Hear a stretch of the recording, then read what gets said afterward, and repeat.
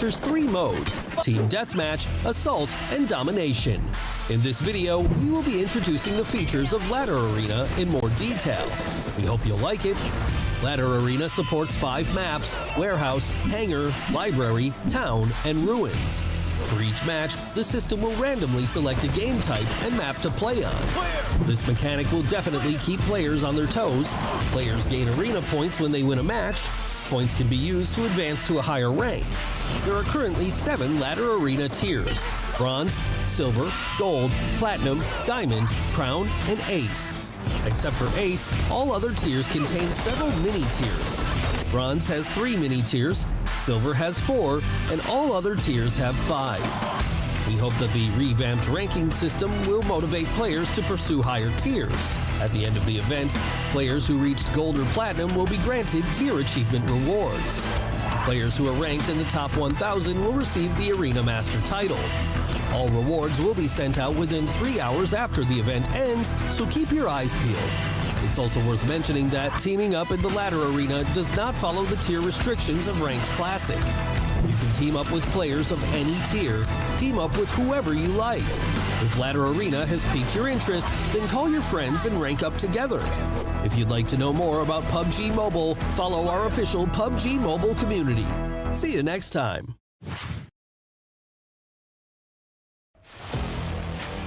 Hello, PUBG Mobile players and fans. We've been hard at work continuously improving and polishing our game, and at long last, the official Livik map is ready to be played. In the official release version of Livik, we've retained the beta version's fast-paced combat while also revamping the major urban areas. At the same time, we've added a new vehicle and new interactables to the map for everyone to enjoy. New urban areas. In the official version of Livik, we've substantially improved the look of many areas and revamped layouts for a total upgrade. This is all to give everyone a fresh combat experience. Mid-Steam. First off, let's introduce Mid-Steam. The gateway with the name of the area and the main street in the city are the new landmarks. With buildings of different heights, this area will give players plenty to think about when strategizing. Take the high ground advantage or battle in close quarters. Anything is possible. Blomster. In the new Blomster, the wide streets divide the city into many areas. This means that whoever gains a better view of the city gains an advantage in battle. Your opponents would not want to attack you from the streets. And don't forget to check out the soccer field. We prepared a surprise reward for our players in this newly added area. Logistics Center. The lumber yard was changed to the Logistics Center. In a large open area, piled up shipping containers create a huge amount of cover. They're great for flexible strategies, but you must stay vigilant, as there may also be enemies around every corner. Get ready for close quarter combat. Iceborne. On a snow-covered hill, a castle stands. There are a lot of buildings with varying heights in Iceborne, with a white church in the center. If you want to take advantage of the terrain here, why not try to attack from behind? But keep an eye out for enemies that are doing the same thing, because once you expose yourself, you'll be at the mercy of enemy fire from above. New vehicle. In the official version of Livik, players will be able to find an all-new, all-terrain UTV. It has a compact frame, holds 4 passengers, and is great for traversal. Whether it's rugged mountainous terrain or narrow streets, the UTV handles them with ease. It could be your ticket to the final circle. Advanced Supply Zone. Want to stockpile combat supplies as soon as the match starts? No worries. In the official version of Livik, an Advanced Supply Zone will spawn randomly on the map. There are more resources than usual in this zone, but that also means more competition. If you're confident in your shooting skills, then give this place a try. Good luck! New interactive gameplay. In the official version of Livik, we added lots of interactables. They help make the official map more interesting, give more resources to players, and expand their options during a match. Wild berries. When you're out in rural areas of Livik, look around carefully, and you might just find some wild berries. Eat them to help you with survival, so that you can stay fresh for battles just around the corner. Soccer Challenge. There's a new soccer field in Blomster, but that's no ordinary field. Try to score a goal and see what happens. Excellent rewards await you. Storehouse. Breaking news. A batch of weapons has been delivered to Livik, and they're hidden in the aqueduct. Destroy the wall with firearms or explosives to hoard the hidden arsenal for yourself. High-flying vehicles. When you find crates in hard-to-reach places, try looking around. This is a challenge for players that live in the fast lane. Find a nearby motorcycle and ramp to reach those crates and get the rewards prepared for daredevils. Zipline. Ziplines will be added to the official version of Livik, giving players a way to move quickly from 2 fixed points. It will help you escape from enemies or the blue zone when in a pinch. random supplies, and treasure maps. In the official version of Livik, equipment and item crates will spawn randomly, giving you more ways to get items. Also pay attention to the treasure maps on the map because they help you locate supply crates nearby, so that you can get to them quickly. In the official version of Livik in Rank's Classic mode, we will bring back the recall event for a limited time. Getting defeated no longer means the end.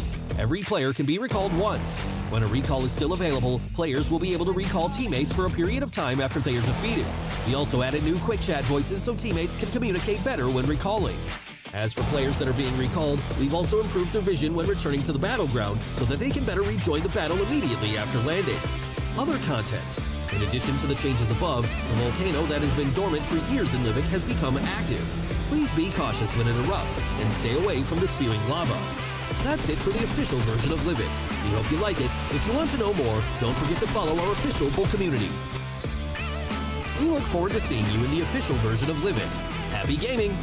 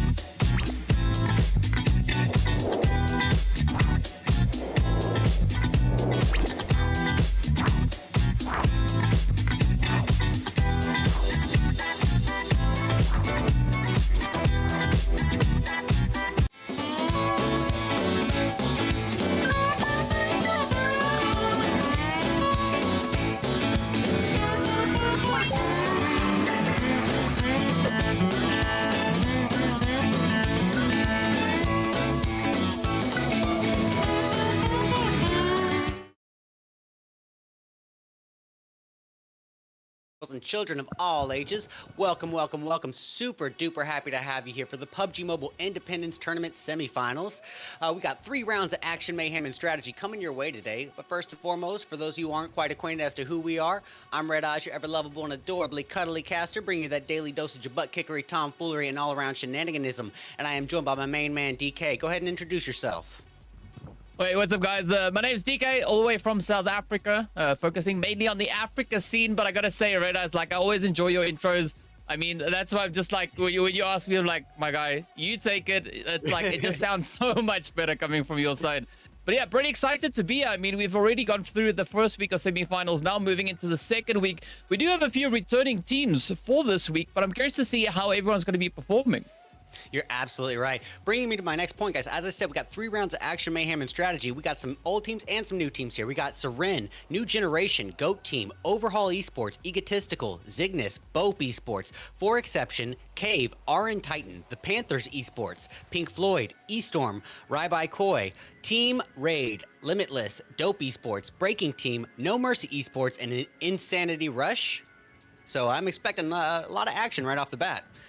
And I think we're going to be doing it just kind of the same as last week. We're going to be doing some Erangel, some Miramar, and some Sanhok. Now, these are 3 completely different maps, which means absolutely going to have to adapt and change up those tactics and strategies as we progress.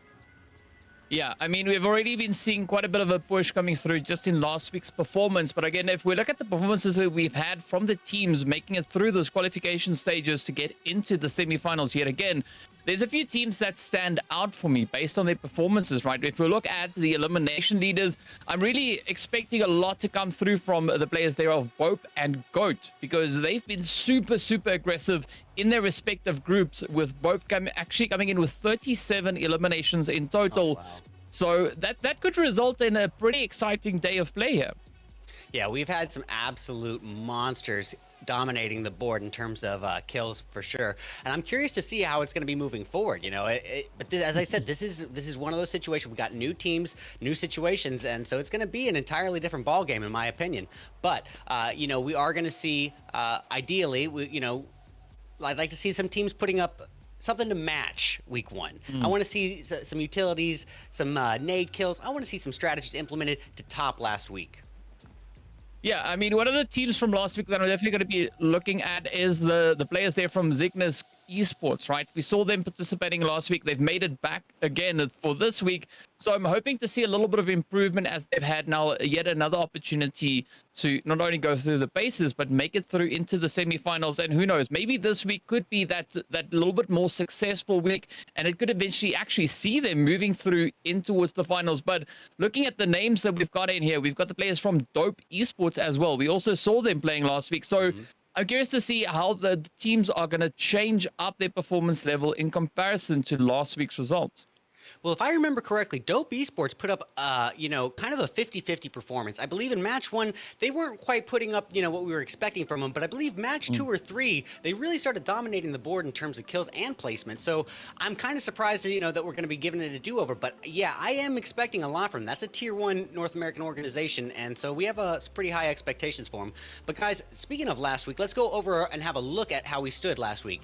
So we had Battle for Glory dominating the playing field with 47 total points, trailed behind in second place by Puppeteer with 44. We have GKS coming in third with 36, fourth going to Strangers BD with 30, Toxic Terror in fifth with 28. Following that, we see One Shot Esports, Wizards, Four Strangers, Dope Esports, Team Seal, Entity 7, Incursio, Dream Esports, Cygnus, Goshu, Freedom, Cali Blood, Infinity, and Korean Barbecue Lovers in that order. So, yeah. Curious to see how we are going to be moving forward, but we are going to be starting things off with the very first map introduced into the game. I'm of course talking about Erangel, and this is an interesting kind of map. It's sort of like the off-bred love child of the second two maps, Miramar and Sanhok, because it is kind of the perfect middle ground between those two extremes. It's got areas of more openness for that more distant sniper intensive combat that you'll find on Miramar, but it's also got the more clustered areas that you'll get for that close quarter combat that you'll find on Sanhok. So I think it really is a good middle ground between those two extremes. Yeah, I mean, like for me, in my opinion, I would probably go the other way around, saying that Miramar and Sanhok are kind of leading to Erangel, right? Prepping the teams up for what they could be bringing on through, because sometimes we see the event starting off with Erangel in the beginning, and then of course a little bit of Erangel at the end. So it's going to be quite exciting to see how that kind of then splits up, because we know, as you said, right, Erangel is kind of the accumulation of both the other two maps. So I'm curious to see who will have dominating when we move over on towards Sanhok or Miramar respectively. Yeah, and I mean, there's just different strategies for different maps, and one thing I am curious to see, not trying to jump the gun or anything, jumping into the last match, but Sanhok seems to be, as we saw last week, a very medkit intensive map. A lot of people like to hang out in that dead zone and use the heal strat, but we're gonna have to wait and see if people are gonna be going that route. First things first, let's get into what we're dealing with right now. We're talking about Erangel, and this is, it's kind of a 50-50 situation. It all depends on the flight path to determine what sort of early game we get, unless our participants are aiming to get a vehicle and right off the bat, get a vehicle and drive off into the distance. Yeah, I mean, it's the bread and butter of PUBG Mobile, and I'm excited to see what the teams are going to be doing with regards to their rotations. It's definitely a map that the teams are way more familiar with. Obviously, a map that's also been making its rounds through the competitive scene. But now, as the teams get ready to move in, I'm hoping to see a little bit of that AMR action coming through as well. Last week, we did see at least maybe one or two of those hits finding their way into the battlefield. But, I'm hoping to see that happening proceedingly more as the teams get a little bit more accustomed to finding the AMR in those loot crates, because we know it's quite difficult actually to get your hands on one of the AMRs. Yeah, we were actually we had very high hopes for seeing some AMR action last week, and I remember we only saw it, I believe, one time in the entire event, and someone picked it up and wasn't quite able to use it in time. So I am right there with you. I do hope we get some AMR action. I'm also hoping that we get some hot droppers, right off the bat. I'm hoping to see some pachinki, some military drops, but you know what? That all depends on the flight path, and let's see what we're working with as we get into our very first match of the day. Yeah, well, as it seems, it is going to be that flight path coming in all the way from the northern edges of the zone itself, starting in between Severny and Stalbin, of course, making its way on towards that military island. So a slightly more eastern flight path coming through, so it's not going to be affecting the teams all too much, as they still should have relative ease of reaching their usual looting locations. But I'm going to be interested to seeing who will be moving a little bit over on towards that western side. As we can see, it is just somewhat out of reach, for at least for now. But it's not going to stop any teams from just hopping into a quick vehicle and just getting themselves situated, should the zone, of course, decide to move over towards the western edge. Yeah, you're absolutely right. You know, it's kind of interesting to note about Erangel. It is kind of one of those maps that, as I said, is fairly reliant upon the flight path to determine that sort of early game. So yes, this is a fairly decent flight path, not particularly ideal. It's not perfectly centralized by any means, but it is going to leave enough drop options for our participants here. And right off the bat, I can already see we're getting some potentially close confrontations. I believe we're seeing Ryboy Koi dropping alongside Zygnus Esports at Yasnaya. We're seeing further down the road, we see members of For Exception jumping westbound alongside the GOAT team. And I'm seeing a lot of people in chat rooting for that GOAT team, so I'm going to keep my eyes on them moving forward. First things first, though, we're going to catch odds on Team Seren, who does decide to drop inbound, I believe, at the Rozhawk area. Yeah, I mean, it's an interesting starting location. We've had quite a few teams who like to move into that region, but what's going to be interesting this time around is, however, where that zone decided to go. It has taken a beautiful shift quite aggressively on towards that southern edge and pretty much centered up onto that Sosnovka military island. Now we know when the zone takes a shift like that, those two bridges become absolute prime real estate for teams, not only to gatekeep, but also to get themselves positioned relatively close to or either on top of. But you were asking for a little bit of that hot drop action. We see a lot of that coming through on the milli base itself, but also right up on towards that Pachinki position as well. Yeah, you're right. The Panthers Esports dropping alongside Eastorm at the Pachinki area. That's definitely something to keep an eye on. But you're right. This is an absolutely disastrous zone shift for our participants. It leaves so much of the zone occupied by water, which is absolutely going to limit our players' options in terms of where they're going to occupy. So I guess the name of the game in this situation is not necessarily, you know, who's going to get the bridges per se, but yes, that, but as well as who's going to be able to claim the bits of prime real estate firsthand. Who's going to be able to claim those spots early, because that is going to be sort of the name of the game as we move forward, with that military base island being the central focus of the entire zone.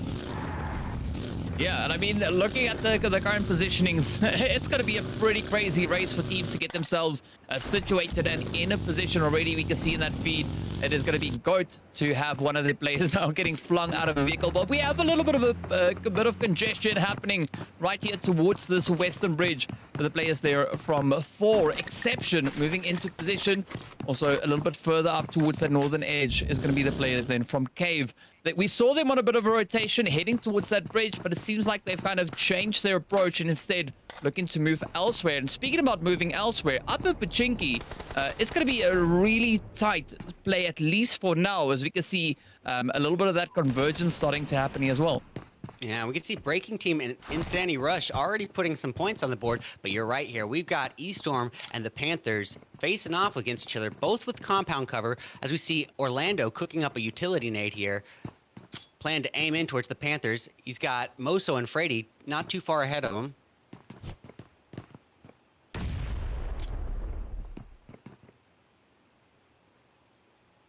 Not quite connecting with that one. And he's going to be utilizing that punch glitch to mute his footsteps as he creeps forward. There's Freddy with a takedown on Tinks via the Scar L. Oh. Ooh, wow, loving this raid aggression. facing off in the distance. It's really starting to light up. But now there's going to be a little bit of a play to be had here, as we can see. The players there from Dope, they've already been able to secure themselves on towards that military island, but the situation up at Pachinki is still going to be relatively tight, as that rush is now going to come through. The Panthers now a little bit on the aggression here, looking to find that closure. You can see Fear holding up just on the top end on that second floor. But here comes the push now. Is it going to be that reach to come through, though? We see a shotty being utilized on the opposite end. Well, listen, when you're dealing with a Pachinki match and you got that kind of close quarter combat, the shotgun is absolutely a killer in that situation, especially a DBS or S18 in that situation. But guys, we got Moso here. He was able, or I guess take that back, he was not quite able to stick the revive on his fallen teammate Stevo, at least not yet. So that leaves the Panthers down to a 3-person team here. That's Chico, Frady, and Moso. Moso trying his best to apply some smoke cover here. And guys, this brings me to my next point. When you're dealing with competition at this level, keeping an abundance of utilities, I'm talking nades and smokes, is absolutely imperative, especially come in-game. Yeah, it is quite essential.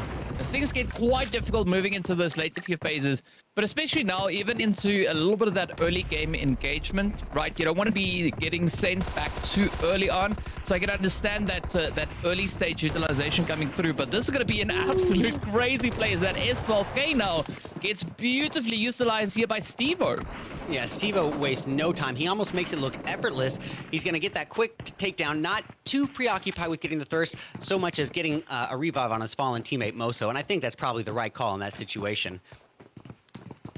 The Panthers with 2 eliminations to their name at this point, and scratch that, make it 3. But I mean, you got to be so quick on the reactions here, right? If you take a little bit too long, that could mean the difference between your team surviving the assault and your team potentially getting sent back a little bit early on. But looking at the kind of development that we've had happening over here in towards Pubg, the Panthers, they've really been holding up quite exceptionally well. And this looks a little bit troubling, especially now for the players there from Eaststorm. But on the opposite end, Cave, a good off position, as we can see them now trying to utilize everything they have at their disposal. But the rest of the team is still yet to rotate back into that zone to kind of, you know, fortify the position we got coming through there from Poker. Yeah, and if you are Eaststorm, I believe you're probably a solo at this point, so the name of the game is, it's all about getting placement and survival for your team at that point. But no time to waste, we got to check in on Egotistical. They are right here in the midst with Instant Rush at military base. Oh man. Yeah.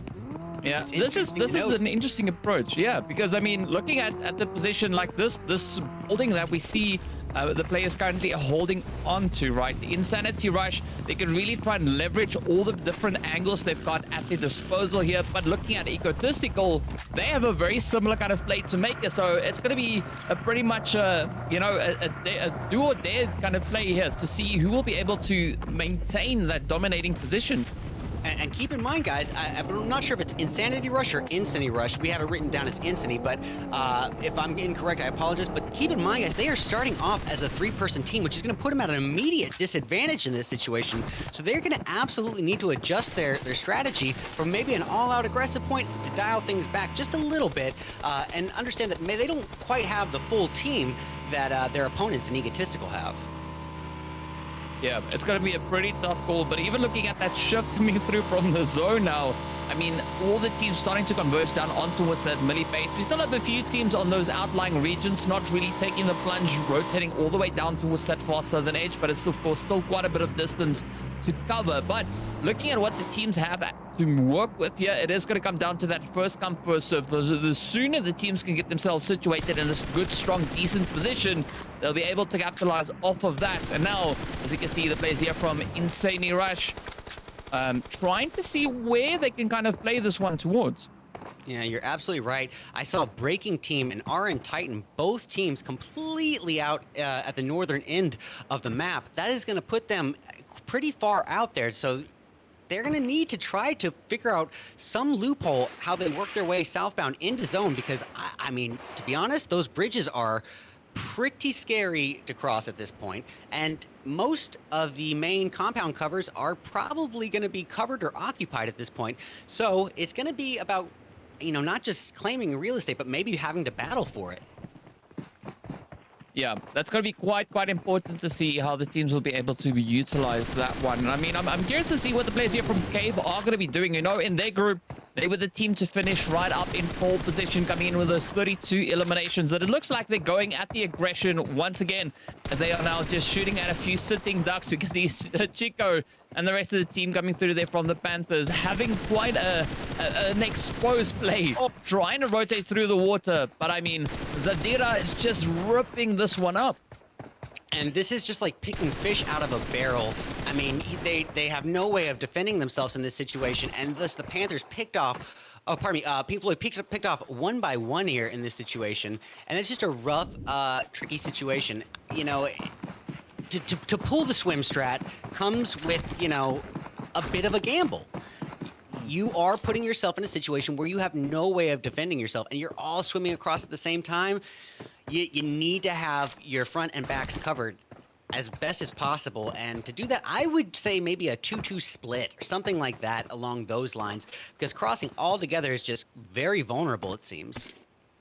Yeah, I mean, you gotta try and set that up so that you've got the best possible result to come through at the end. And, you know, teams find that out sometimes in quite an expensive way, quite a costly manner.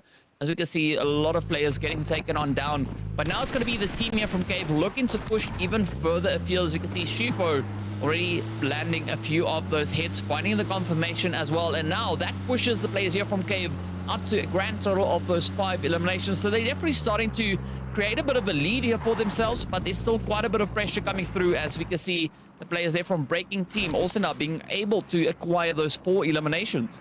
Yeah, you're absolutely right. Cave putting up a phenomenal performance, securing 5 kills, and still at the same time maintaining a full 4-person team. And come in-game, it's just a huge difference maker having a full team compared to a 3-piece or a 2-piece. So yeah, they're looking very strong, but as you said, we still have tons and tons of participants here on the board. We got 59 people still up. So this is very early on in game, and Breaking Team is right at their heels, just 1 kill behind. Yep, and the situation is not going to get any better at any point now, as not only has it moved down on towards that Sosnovka Island, but there's also quite a considerable amount of the playable area for these teams now, just water, so it's going to be really difficult finding that more ideal approach. You can see the players there from Zignas also just holding on to that coastal position way up in towards the north, and I think that's a really good call to make, because they can kind of decide how they want to try and push across based on how busy the coastal line on the opposite end is. And as we can see, for the time being, it's relatively open, so it could be quite a comfortable rotation for them to try and make across. But it's not going to be the same situation coming through over on towards this western side, where we can see the players here from Bope now trying to see what they can kind of piece together before pushing over onto that military island. And you're absolutely right. It is not going to be a easy cross if they do decide to utilize that western bridge, because they got members of the Breaking Team just there, ready and waiting to pick them off, basically right in front of the entrance of the bridge. So they need to play this pretty cautiously as they approach. And here we have another altercation in the mix here. It's Overhaul Esports, Mr. H-Tag firing inbound, 6x Scar L aimed in at members of, I believe that said Pink Floyd right there. So I believe, if I'm not mistaken, earlier it said Pink Floyd was eliminated, but it was actually the Panthers that was taken out in that situation. I could be incorrect about that. Forgive me if I am wrong and passing out misinformation, but I do believe that it was the Panthers who was taken out, as we are seeing Pink Floyd right here in front of us. Yeah, I mean, there is still a little bit of pressure to come on through, as everyone's now just trying to swim their way on in. It is still a very, very difficult position to try and utilize. Again, this whole water situation coming into the works, but as we can see, that zone taking a little bit of a shift, centering up more towards that military base itself. And this is going to be quite a tricky position, especially looking at Goat sitting right on the edge of that zone. Beautiful high ground for them to try and utilize. We've got that radar tower that they can make a good stand from. I'm curious to see who they'll actually be able to reach in across towards. But also we can see out in the blue zone, it's going to be a very daring play as the players there from Bope now to supply that pressure, moving on forward. I'm curious to see how the players here, I think this is maybe Breaking Team that we could have opposing them in this current position, and it's a beautiful trade-off between both. Ooh, yeah, nice spray there by Farman, doing some phenomenal damage. Unfortunately for him, taking his opponent down to about 5-10% health is not quite enough, and he is able to get the heal off. But this is the kind of inevitable confrontation that we were expecting here between Bope and Breaking Team, as Breaking Team was just holding position in the dead zone right at the edge of bridge. It's almost like they knew Bope was there and had to inevitably try to come their way. Yeah, I mean, that's kind of the gamble. Yeah, absolutely. You're right. And that is, you know, kind of a split decision that they're going to have to make here. But Breaking Team decided it was going to be worth it to hold off in the dead zone to take on that altercation.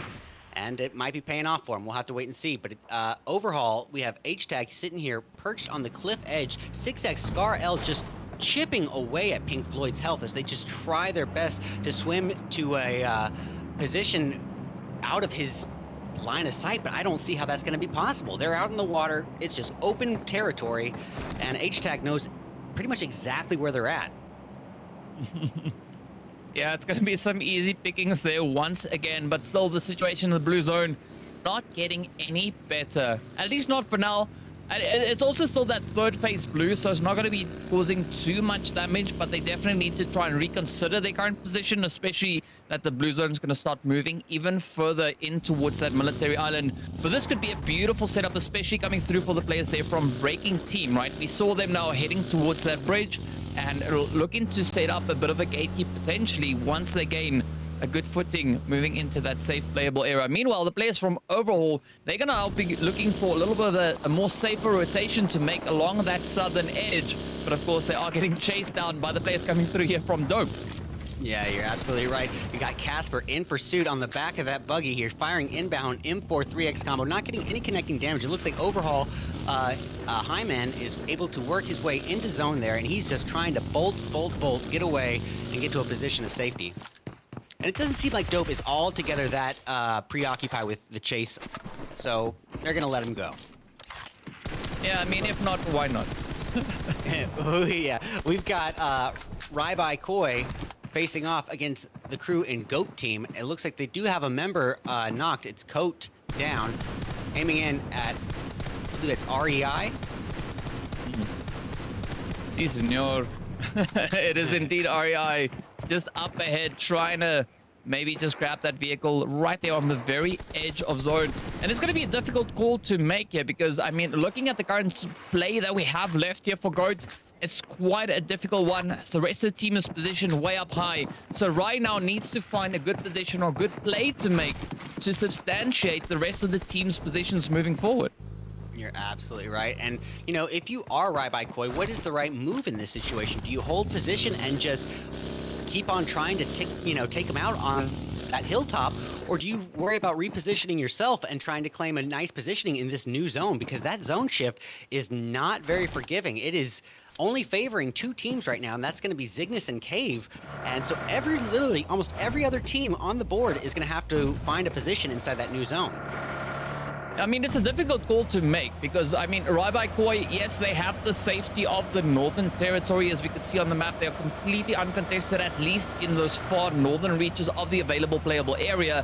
But it's going to be a bit of a difficult decision to make because they don't have the necessary information that we have looking at their current options here. But, I mean, this is military base, right? There's not going to be a lot of options really to utilize with. You have to keep your wits about you. And as we can see, now the players here are starting to take quite a few hits, as it is going to be quite a bit of carnage coming in, especially on the southern edge.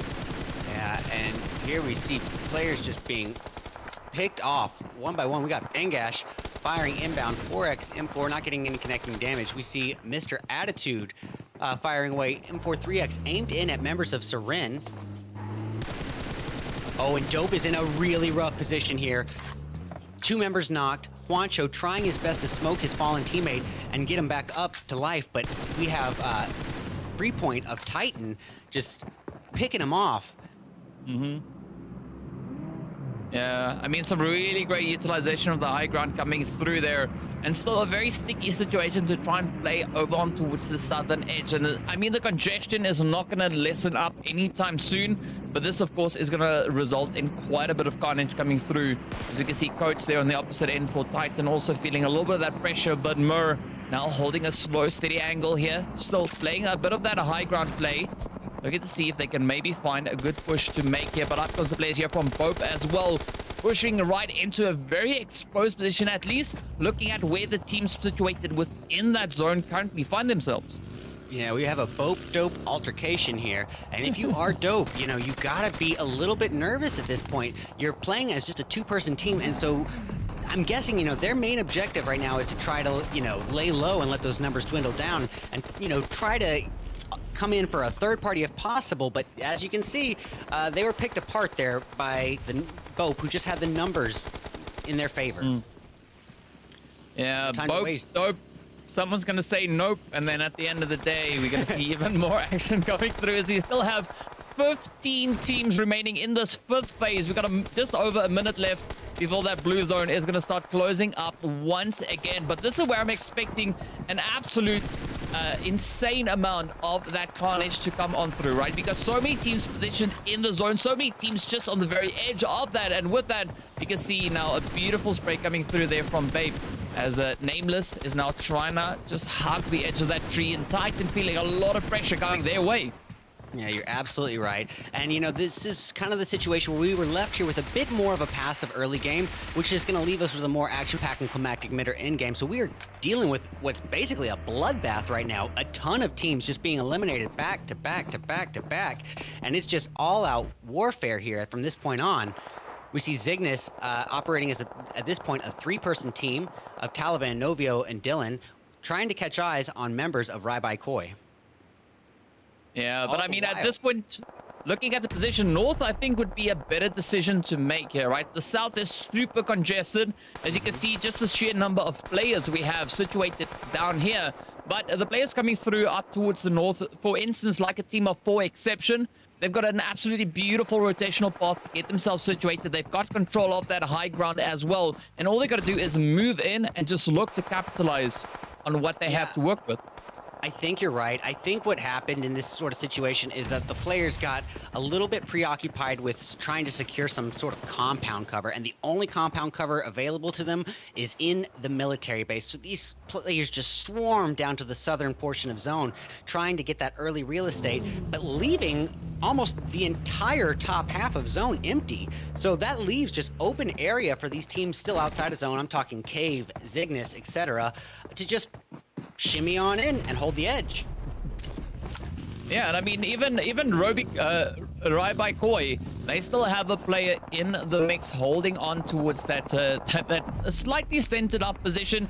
But now that blue zone is going to start rushing on forward, as we can see Vibes just off in the distance there. But now the pressure will be finding its way on through as Rabai Koi gets eliminated. And now the players here from 4 Exception looking to make some gains as they move in from the western edge. But still a heavily congested southern play coming through for a lot of our teams here.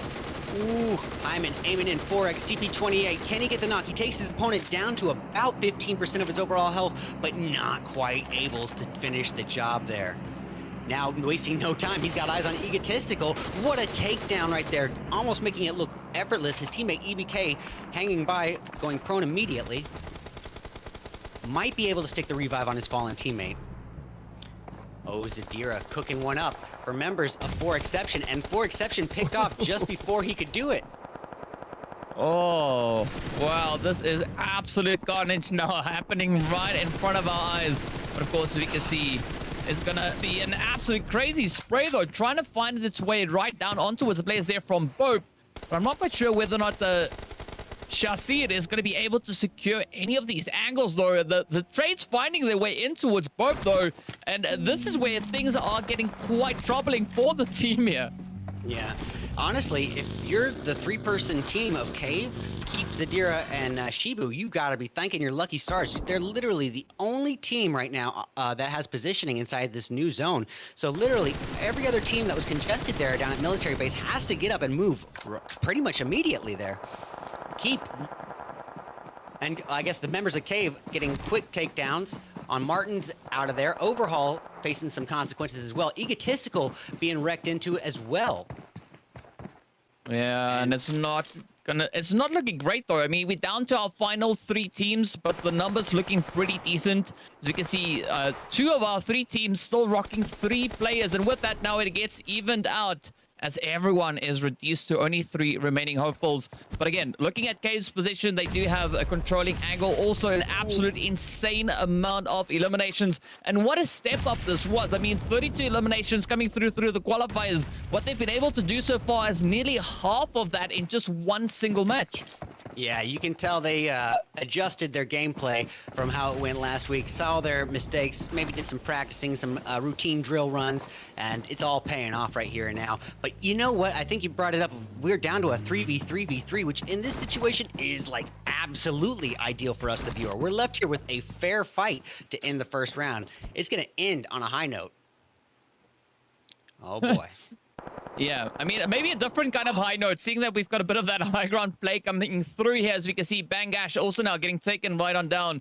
And now the pressure turns especially on towards that southern position. Looking at Ash's play alongside their teammate, it's going to be a very difficult one to get themselves all the way up that hillside. But Cave and Bope, they've just got themselves set up so beautifully to focus their efforts down south, and maybe they'll then turn around and start focusing on each other to see who will be the team to find that final play, as the sprays now come in and everything is now riding on Ash. Yeah, Shifu just picking him off. This is really sort of an error on No Mercy's end. Just that low ground is not going to be very favorable, especially into the positions that Bope and Cave were able to occupy. And so it was fairly easy pickings for them from that point on. But now we're left with 2 teams remaining, Cave and Bope, squaring off. And ooh, there's a quick takedown. Shifu trying to just get rid of that nade. I don't think he particularly had it aimed in with high expectations. I think at that point he was just trying to get rid of it. Shifu trying to work his way up. It's down to himself and Zadira. He's got Fuego in front of him. Approaching on his belly, being a sneaky little snake with that UMP in hand, the close quarter combat monster. And Fuego utilizing what vehicle cover he can. Zadiro shot down to half health and quickly down right then and there, leaving Shifu as the last remaining hope for his team, and he just did not have the health in his name. Bope capitalizes right off the bat. Yeah, absolutely beautiful, beautiful performance coming in there, lining up those 10 eliminations. As we can see, an absolute mountain of damage being dealt as well, 1182. So really good performance coming in through here from the players of Bope. And I mean, that was kind of to be expected. Looking at the performance, they were the highest team in their particular group, coming through with those 73 eliminations in total, as well as the highest amount of placement points. So no surprise to really see the players here from Bope popping off in this very first game of the day. Yeah, you're absolutely right, but let's give credit to where credit is due. Cave Esports putting up a total of 19 kills. Count them up, 19. Those are insane numbers. So yes, they might have, taken second place, might not have gotten the official dub, but in terms of points, I think they're going to be right up there with Bope. Yeah, I think they might even surpass them, because, I mean, just 10 eliminations coming in from Zadira alone. I mean, that is pretty crazy as an individual play, and no surprise to see Zadira then being our player of the match. I mean, that is a very well-deserved award right there. Yeah, and he definitely had a heavy backpack, but let's just say it, every player on the team put up some decent kills. Shifu putting up 5 himself, and they kept it going. They kept the momentum going. So yes, they might not have gotten that gold medal, but they might not have gotten the first place title, might not have gotten the official dub. But I think you're right. I think in terms of points, they probably will surpass first place in this one. And we got No Mercy grabbing third with 7, followed by the Breaking Team with 2 kills from Panica. We got Egotistical grabbing 5th with 5, Overhaul in 6th with 2 kills from Hyman. I apologize, in 7th with 0. Seren grabbing 8th with 0. For Exception in 9th with 1 kill from Alex. We got Zygnus taking 10th with 2. Goat securing 11th with 4 kills between Ray and Coat. We got RK, Ribai Koi grabbing 12th with 1 kill from Zol. Titans grabbing 13th with 4, ESG and 14th with 0, etc., etc. But let's go. Oh, Pink Floyd, 15th with 0. LS 16th with 2 kills from Heaven. We got Dopey Sports in 17th with 4. The Panthers in 18th with 3. And Team Raid in last place, 19th with 0. Yeah, I mean, it's been a tough start, but of course, we got to take a look and see who our MVP is, our most valued team after this very first match. And of course, no surprise to see it being awarded to Cave, coming through with 2,700 damage and those 19 eliminations, as you've rightly pointed out. But what an impressive start this was, kicking it off. I mean, it's not too often that we see an individual picking up those double-digit eliminations, especially in a packed lobby like we have stepping out onto the field. So a very, very satisfying play coming through here from Cave. Yeah, absolutely phenomenal performance. And I think the name of the game for Cave Esports was all about confidence. You know, they came in just guns ablazing, not afraid to take on their fights, not afraid to get themselves into the confrontation. And I can see why. They seem to be very comfortable in that close quarter combat scenario. Yeah, I mean, a very, very comfortable play indeed. But of course, we need to take a little bit of a stat breakdown looking at the performance of our two top placing teams here. It's going to be Pope and Cave. I mean, no surprise to see the damage over on Cave's side being exceptionally high in comparison, but also that is a result of the amount of eliminations that they've been able to find across the way. So I'm curious to see whether or not Cave is going to be able to continue with that effort moving on through, right? Because this is still, they came in with that winner chicken dinner over in towards their respective qualifying groups, but they've just absolutely blown it out of the water moving into this very first game.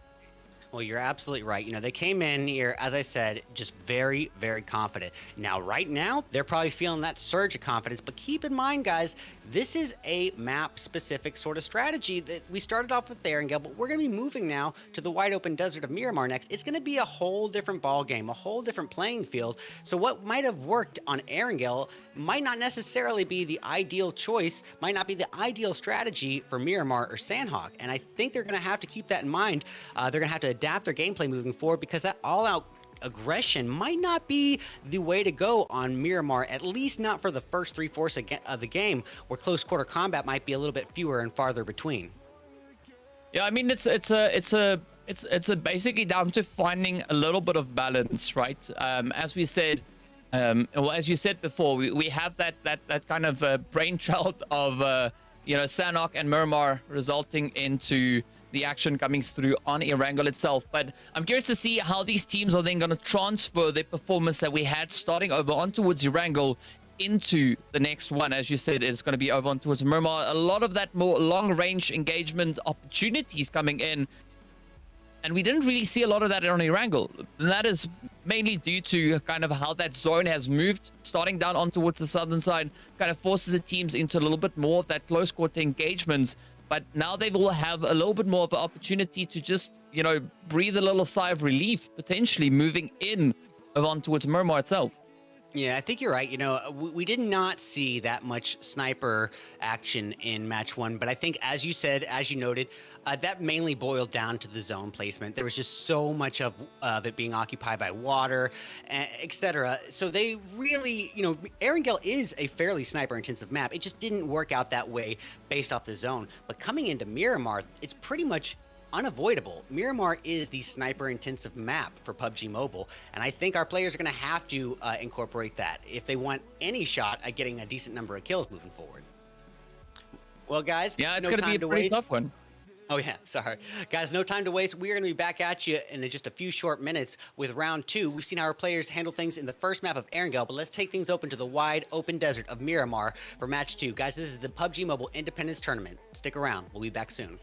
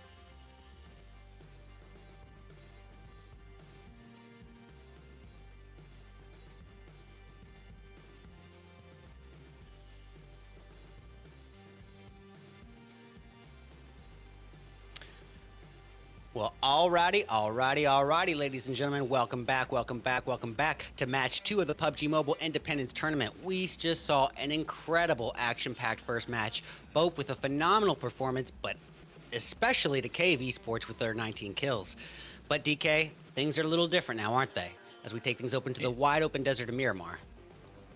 Yeah, I mean, it's going to be quite a bit of a change up to see what the teams will bring as they step into the desert. But of course, I'm quite excited for those sniper potential engagements. So there's more long-range plays to come on through. I'm really hoping to see a little bit more of a utilization from that side, but it's all going to be dependent on how that first initial zone kind of plays out, right? Whether or not we're going to be seeing a super aggressive shift or maybe a little bit more of a laid-back approach coming in. Yeah, you're absolutely right. And which brings me to my next point, guys. What do we need to say about Miramar? Well, right off the bat, it's the largest map that we have in the game. Technically, Erangel is also an 8x8, but that includes all of the bodies of water around Erangel. So realistically, this is our largest map that we're going to be working with. So the odds of 2 teams landing next to each other is just going to be statistically lower than it is on other maps.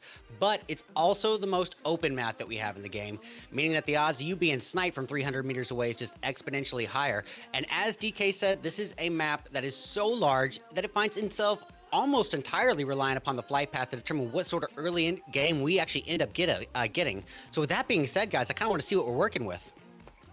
Yeah, but it also means, you know, to add on to that 300-meter knockout that could be finding its way on through, could also be as a result of a potential AMR, you know, being picked up and being fully utilized. I'm still going to be sitting on the edge of my seat, hoping to see any of the teams step on through. But of course, without any further delay, we are going to be on the flight path as it starts up towards El Azahar, makes its way down towards that Val del Mar. So a very centralized flight path coming in. Absolutely. And you know, I'll even go a step further. I'll say this is about in the top bracket of ideal flight paths for our participants. And the reason I say that is because if you were to picture Miramar as a circle divided vertically in half, well, then the right half would have about 60 to 65% of the map's compounds and structures. And the reason being is because of this flight path from Campo Militar down to Valle del Mar. The good thing about this flight path, though, is it leaves all the drop spots on that ideal flight path as still achievable here. So the participants are left with just nothing but options in terms of where they go. Absolutely ideal for them.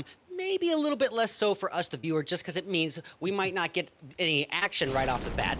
It's possible, but you know what I always say, guys, is a more passive early game always directly translates into a more action-packed and climactic mid or end game. But you know what? We are seeing potential confrontations brewing. I already see Limitless heading alongside Cave towards the Hacienda del Patron area. And if you're Limitless, you got to be on your toes and careful about it, because those boys in Cave are not playing games. They put up numbers. Oh, I also see members of BOPE dropping alongside the GOAT team down at, is that Valle del Mar? Yes, it is. So we're looking for some confrontations. I mean, and a lot of that, though, actually, to come on through, looking at all the potential hot drops we have from the teams to spread out. Picardo is looking nice and hot. Los Leones also looking to be quite a contentious position, but even Chumacera, right? A lot of teams moving into pretty close proximity. So we might actually be off to a very, very engagement-filled early game. Yeah, you're absolutely right. I mean, I stand corrected on my prediction there. Serin wrecking into Zygnus Esports. They already took one of their members out. I'm not sure if it's another knock or if that's just a thirst, but Serin doing some great work onto Zygnus right off the bat, putting him at an immediate disadvantage. Not only that, but we got Breaking Team in the mix here with 4 exceptions, as we see Panica perched on the rooftop, SKS in hand. He's got a member of 4 exceptions just right in front of him. Is that Soup? Is that what his name says? Soup? I don't know. We'll find out soon enough. But I mean, the situation up in Picardo looking pretty hot and toasty as well. As you can see, the engagements all ready to come on through. We got Raid now looking to come rushing straight on forward, looking for a bit of an opening to play. It's going to be a pretty tough one, though, as we can see off Haze just moving from building to building. We got the players here, Wild Kitty position up high, and I mean, a great utilization from both teams, just spreading themselves out through all the available floors here. Yeah, absolutely. Wild Kitty not too eager to just immediately push. Wants to do so smart and tactically. Was going to go for a heal, but it looks like he's thinking a little better of it. You know, Raid came in with a bit of an advantage here as they got a quick knock on Rai Koi, but Rabbi was able to counteract that with a knock of their own pretty quick, evening the odds. And now we see Raid coming in from what was an advantage to only having one member left. Yeah, I mean, Rabbi quite really dialing up the aggression as they just move on forward. G Brute now getting dealt a really tough hand there, and all turns down to purple as we can see them trying to quickly just patch up that health bar, but it's not going to be of much help right now. But the sprays though coming in. Purple just dominating with that AK-47, finds the hits, or the AKM rather, and with that, unfortunately, it is going to be a very abrupt end coming through. Yeah, Rabbi starting off pretty strong there, securing their first 4 kills, but no time to waste as we have Goat here in the mix with members of both Esports.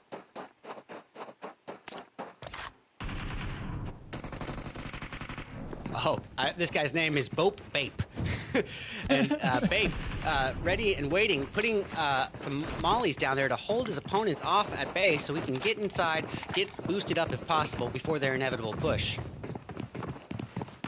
Yeah, but again, I mean, Goat looking pretty well here. Pretty good. Oh, look at that spray though as Ray steps on in, finds a good spray, makes it connect, and with that, they do eliminate the players there from Bope. And of course, speaking about Bope, we got Dope also about to get into a little bit of an altercation as well.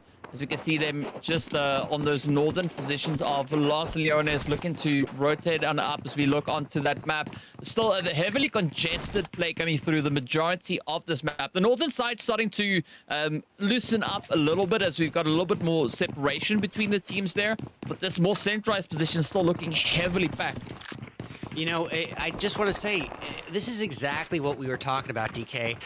Bope's performance in round 1, obviously, they came in confident. They had that confidence surge after winning round 1, but this is an entirely different ballgame. It's an entirely different map, which requires a different strategy. And Bope came in there probably on the all-out aggressive again and eliminated 18th place. All that hard work from round 1 is counteracted come match 2 as they are eliminated, I believe, second to last, or right around there. Yeah, I mean, it's a super unfortunate position to come in, but that is something that we see kind of happening, you know, throughout the map rotation. Teams really popping off on one particular match, and then, of course, having quite a difficult run moving into the next. But looking at the position that we have in towards Los Leones, it's still a very kind of spreaded play. We got the players there from For Exception making their way a little bit further down towards the south. They need to be careful because we got Seren just positioned off just beyond the render range. And then, of course, right here towards the northern side is going to be the players coming through there from the breaking team. So a little bit of a sandwich making its way on in. But the team's still steady with their rotation. No one really looking to push the position of, you know, unnecessarily. Yeah, I completely agree with that. So as we have it now, Breaking Team, For Exception, and Seren all holding spots in Los Leones, but Leones is the kind of city that's so large and with so much compound cover that these participants can be fairly close by one another for a period of time without much happening. So that can be kind of a standoff. It can be kind of a take a little bit of time before we get that action that we're hoping for. As we see Snap from For Exception, he's a good ways away from Darix and Panica, and not exactly an easy line of sight for them either. Yeah, it's gonna take like a very decisive play to come through there, right? They have to actively be moving in that direction for any major kind of altercation to start happening between them. But for now, I'm feeling hopeful with regards to the positions, as we do have that first initial blue zone now starting to close on through. And this means that there's going to be quite a bit of excitement. We still have 17 teams remaining, and the first phase is still within place. The once that second phase comes in, that's when things are going to get really quite a bit more constricted for these teams. Yeah, we see that time and time in Miramar especially. You know, when you start off with a map this large, players often land a decent distance away from one another, kind of giving us that bit more of a more stale of an early game. Granted, we actually saw some pretty good action for an early Miramar match, but as we move forward, as this zone gets smaller and smaller, these players are going to be forced into the confrontation. And on a map like Miramar, where compound cover can be so few and far between, that can mean all-out open warfare. Yeah, it definitely can, and we see quite a few teams now starting to just mobilize themselves, looking to take up a good position. Mr. Attitude and the rest of the squad here now going to be looking to rotate into a very more centralized position. And I think that could be quite a decisive call to be making here, seeing that they are moving up into the high ground. Having that elevated position could allow them a lot of access and a beautiful line of sight down onto the position of the surrounding teams. Yeah, as you said, they were up north top with members of Cave Esports, and it looks like they reconsidered it, decided, you know what's more important is us trying to get some decent real estate in a more central position in zone. And I gotta say, I agree with it. Ooh, Shifu from Cave firing uphill with a 3x M4, getting a beautiful knock there on Tings, and it's gonna be a quick takedown as well. Shifu taking a huge load of damage in retaliation from their teammates, being brought down to about 10% of his overall health, but that is not enough for a knock, and so he will be able to heal up. All the while, Tapoka firing uphill with a 3x M4 of his own, taking considerable damage in retaliation, brought down to just above half health. Yeah, but I mean, the risky part about this position is in order for you to get into a good position, you have to expose yourself because it's such a difficult region to be playing in. So no surprise to see Tapoka really taking such a considerable amount of damage. Fortunately, they do possess the necessary meds to get that health bar back into the more preferred kind of play. But we see Shifu actually now not even going to be wasting any time, instead rushing straight forward onto the players here, looking to apply a little bit of that pressure, but of course they are going to be welcomed in with quite a few utilities now. Shifu is coming in on the all-out aggressive, hungry for blood, and a little bit preemptively as he pushed ahead of his teammates. Now he finds himself at a huge disadvantage. He's knocked, and the odds of his teams being able to secure a revive are much slimmer now. So maybe it was a little bit preemptive on him, but as we've seen with Cave Esports, that's a team that really knows how to push in with all-out aggression and put up an insane number of kills. Yeah, that's definitely something that they've been showing quite a bit of, especially in that first match. So far, they've been coming in with a little bit more of a calculated approach, not showing overly aggressive performances, but that could all still change as the teams progress further on forward. Meanwhile, players here from Zygnus just going to be holding a very steady position, not going to be looking to get themselves exposed unnecessarily. As you can see, they do have a little bit of an isolated position being played out there, and of course the team now to reduce down to only one as that rush comes forward. But still, as we can see, Orlando and the rest of the team here keeping a very steady play, very cautious angle onto the team from Cave down below.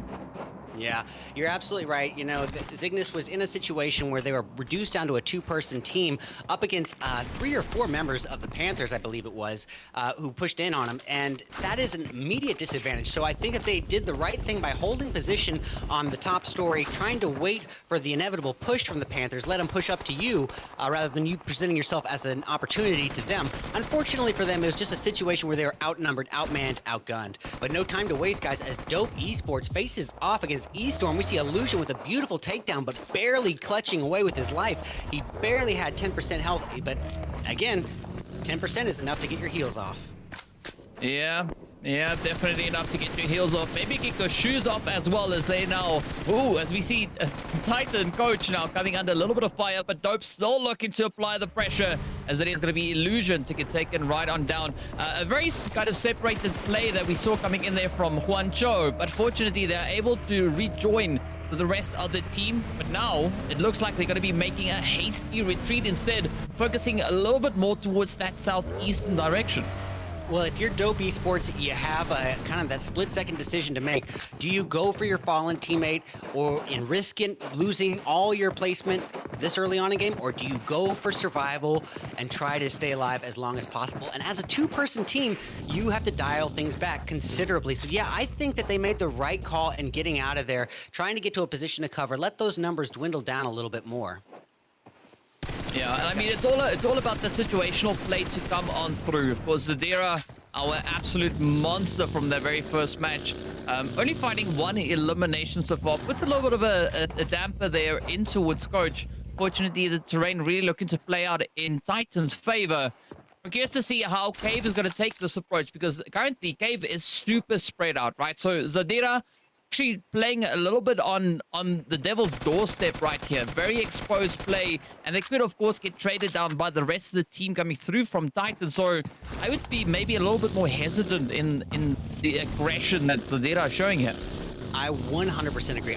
To be honest, I'm surprised by that from Cave, that they are taking such a spread out approach because, yeah, being spread out comes with its obvious advantages and obvious disadvantages. The advantage is you're not going to all be taken out in one single spray, which is great. But at the same time, if one of your teammates does go down, the odds of you being able to help them out and assist them are slim to none in that situation. So you're putting yourself at a pretty significant disadvantage to risk getting those extra angles on people.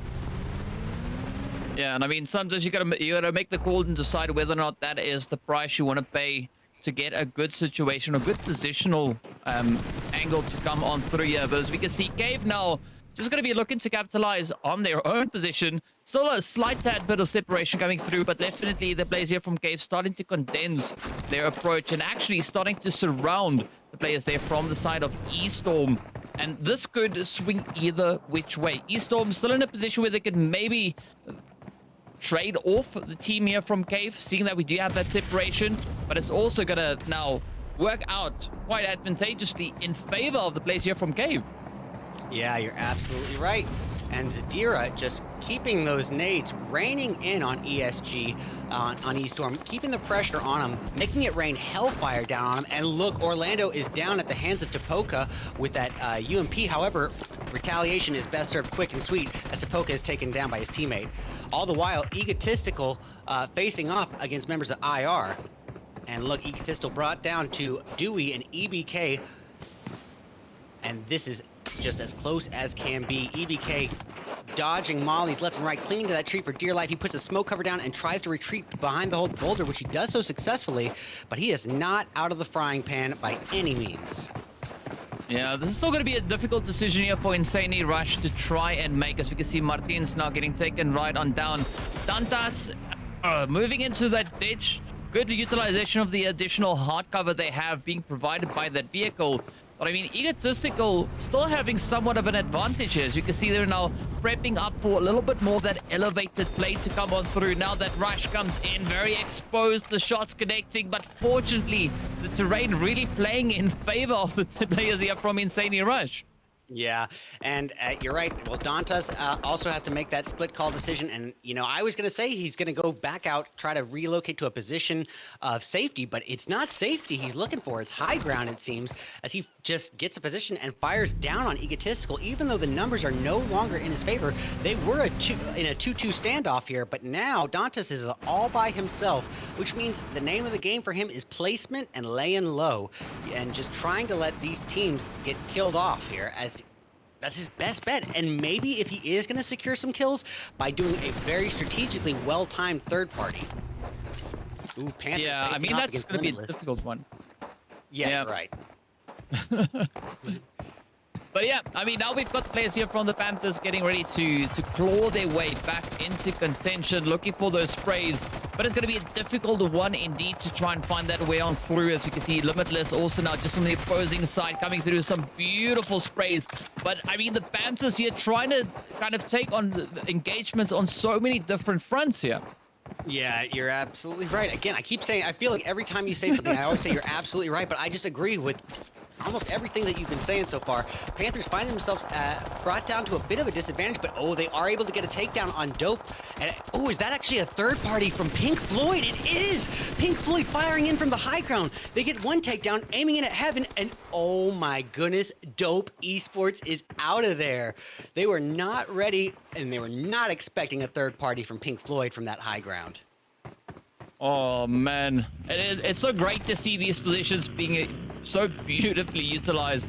But I mean, a surprising play coming through from Pink Floyd, still pretty much stuck on the high ground, especially over on towards this western side. But fortunately, they can actually utilize that to position themselves over on towards the northern side, and that seems like it is exactly what they're going to be opting for. As I think that northern approach could be a really good position to get yourselves kind of secured in, right? Get that anchor point set up. And it is going to be open for the taking. The only teams really to try and, well, that is going to be of any major concern could be the players there from, I believe that's No Mercy, currently set up smack dab center up in towards Graveyard.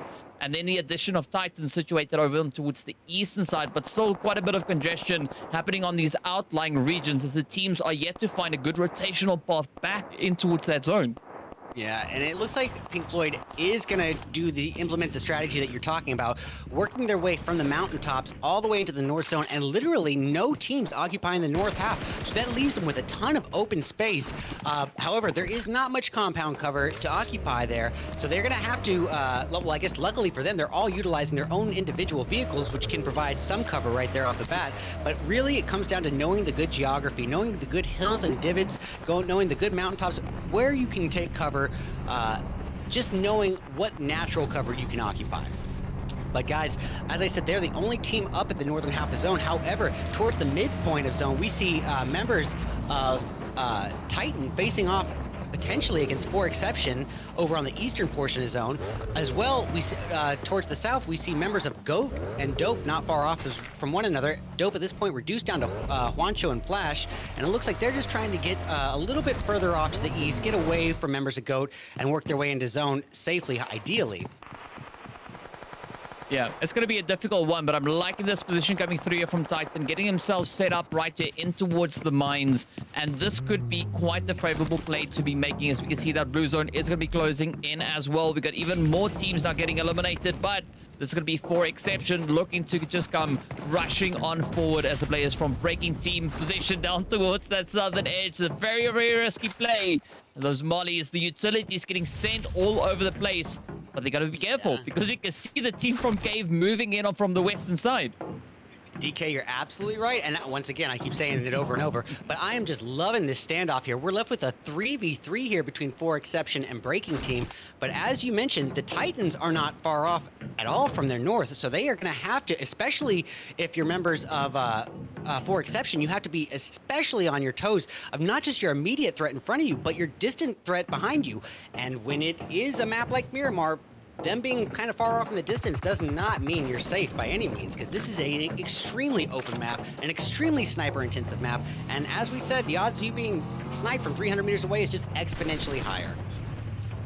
Yeah. Snap wasting no time here. I love his position here, though. I know it's not very easy to get your claps in this situation like this, but you are able to see all sides around you. Oh, but look at the nades raining on him, and he doesn't have anywhere to go. So there's the downside, there's the trade. Luckily, his teammate Pan able to get the knock. It's all riding on Kush to get some overwatch and cover fire as Pan and Snap try to heal up. Snap is able to do so successfully. And here he comes out with a beautiful takedown, and game, set, match as they take members of Breaking Team out of the equation. Yeah, that was a beautiful, beautiful play coming through there from them. I mean, I would have expected that maybe to have a bit of a different outcome. But, I mean, you got to give it to the players there from 4Exception. That just worked out so favorably for them. Now, however, it is going to be Goat looking to rush on forward. Flash just patiently waiting. Up comes the rush. And Goat gets the overpowering play as they now just rake in even more eliminations. Already sitting on 9. Cave now experiencing a little bit of trouble. You can see Pink Floyd trying to reach in from that far western position. But Goat now got quite a dominating position moving in from the south here. All they got to look to do is now find that anchor point to kind of just fortify themselves. Yeah, Goat having a nice little edge position here. Not too close to anybody, realistically. Their closest threats would be 4Exception to one side and Cave to the other, but they got some space between them to do so. And so I think that heal on their fallen teammate is going to be no real issue there. They're going to be able to get their teammate up and about, but the zone has shifted and they are going to have to find a way to work their way in, and I think they're going to need to do so pretty quickly if they want a shot at staying alive, because there is not much space left in this new zone. Ooh, we got Piper aiming in at Snap. He's got a knock and he secures the thirst right there and then. Fraternity still facing off with No Mercy. By the way, guys, I know what it said, No Mercy eliminated in the kill feed. I believe that's an issue with the slot list potentially, but No Mercy is very much still in the equation as a full 4-person team with 4 kills to their name.